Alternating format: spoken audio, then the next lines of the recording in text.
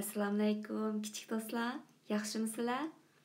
Bugungi o'qiydigan kitobimizning ismi Ördek Yaq deydi.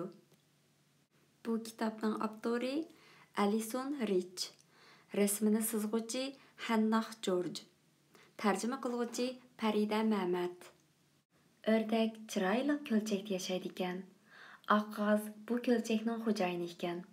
Parlaq quyosh nuri ostida ko'lchakdagi suv parqirab turdi ekan.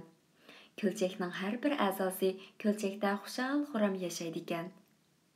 Bir kuni oqqoz o'rdakka: "Men nihoyatda muhim bir ishni sana topshiraman. Men dam elib kelgili bordigan bo'lib qoldim. O'rnimda ko'lchakka qarab qo'ygin", debdi. O'rdak buning rostligiga ishonmayla qopti. "Oqqoz ko'lchakka qarashni menga topshirdi", deb o'ylabdi o'rdak hayajonlangan holda.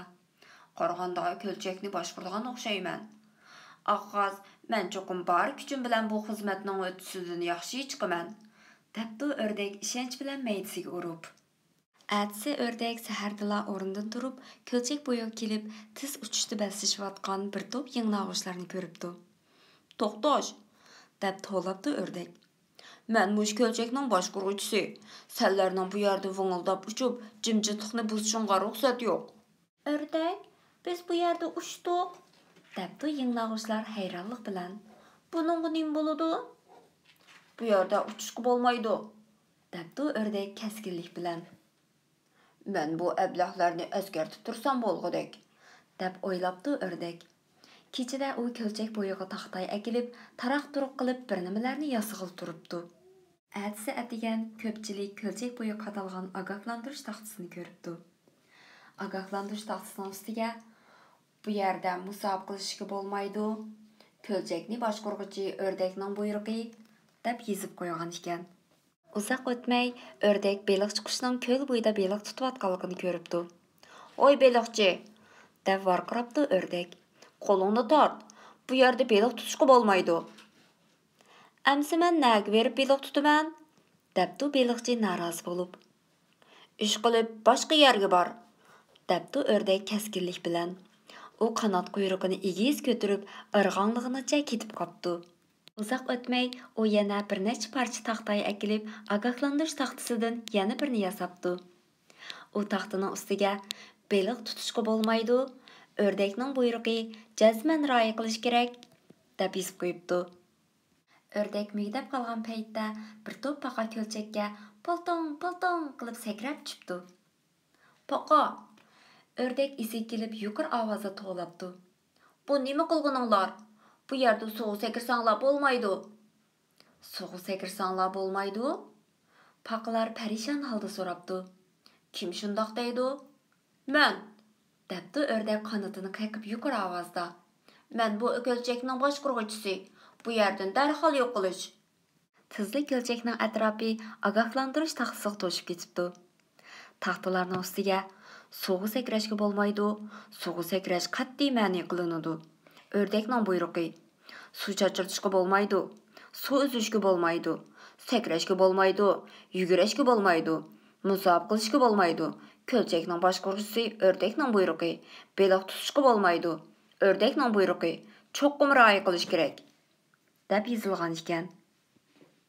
O'rdak oxiri rozimanlik bilan o'rniga o'ltiribdi. "Oxiri jimidi", deb o'ylabdi-yu, biroq yana ozroq beorom bo'libdi. U oldidagi chiroyli ko'lchakka qarabdi.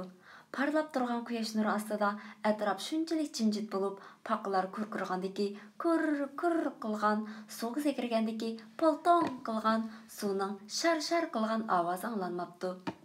Hech qanday ovoz anglanmag'achqa, atrof shunchalik timtos bo'lib ketibdi. "Ko'pchilik nega ketgan bu?" O'rdak qayg'urishga boshlabdi. Men zodin nima ish qilib qo'ydim?" U shoman o'rnidan chachrab turib, do'stlarini izlashga mengibdi. O'rdak chimliqqa kelganda ko'pchilikning bu yerda erkin ozoda o'ynab yurganini ko'ribdi. "Bu yer nima degan yaxshi?" debdi yanglag'uch vingildig'icha. "O'rdak bizni bu yerdan qo'l yetolmaydi", debdi paqalar ko'rkirab turib. O'rdak yig'labdi. U eg'ir qadamlarini tezda yo'tkab, ko'lchak taraf qarab oldirmay mengibdi. Tushdan keyin hammaylar oftobga qoqlanib, uyquga ketganda, ko'lchak tarafdan bolqining tangildigan ovozi anglanibdi. Voy xudoyim, deb xudunishibdi paqalar. Ördek yana ogohlantirish taqsi yasayotganmidi? Ko'lchak tarafdan anglangan bolq ovozi qorong'i tushguncha to'xtamabdi. Әдісі әтігенде чimliqning ustida alayda cho'ng taxtadan birisi paydo bo'pti. Cho'ng taxtalarning ustiga ördek nomaqul bo'ludi. Qaytib kelgan bo'lsanglar, bu xatni barliq yingnag'uch, paqa, beliqchi qushqa yozdim. Ördekdin deb yozilgan ekan. Ko'pchilik ko'lchak bo'yi kelganda yana bir taxtani ko'ribdi. U taxtaning ustiga bu yerda musofir qilishinglarni qarshi olaman. Beliq tutilgan qarmoqni haqsiz ta'minlayman. Yeni yasalgan suv sakrash taxtasi. Yugurishga, sakrashga, suv uzishga, suv o'ynashga bo'ladi. Hamma ishni qila olasiz, deb yozilgan ekan. Hay ahmaq ördek, deb kulib ketibdi yingnag'uch vingildab uchib. Hammamiz seni sevgandik, garchi sen odam boshqarishni yaxshi ko'rsangmi, deb ko'rkirabdi paqa. Oqqaz dam ilishdan qaytib kelib, qaynam tashqinliq cho'mgan ko'lchakni ko'rib ördekka. Ördek, men topshirgan xizmatni nihoyat yaxshi o'rinlabsan. Kelar qatim yana seni ko'lchakni boshqarish qo'yaman, debdi. Yo'q, bo'ldi rahmat oqqaz, debdi ördek kulib turib. Ko'lchakni boshqarish oson emas ekan. Shu kundan boshlab oqqazning ko'lchaki dunyodagi eng ko'ngilli ko'lchak aylanibdi. Ördekmi shuningdan boshlab boshqalarga buyruq talaffuzda gap qilmaydigan bo'pti. Kichik do'stlar, sizlarmi erkin, ozoda o'ynashni yaxshi ko'ramsizlar? O'zimizni o'zimiz boshqargan asosda erkin, ozoda, xushal-xuram o'ynash nima degan ko'ngillikka? Bo'ldi, kichik do'stlar. Kelar qatimki kitobimizni ko'rishaylik. Allohga omonat.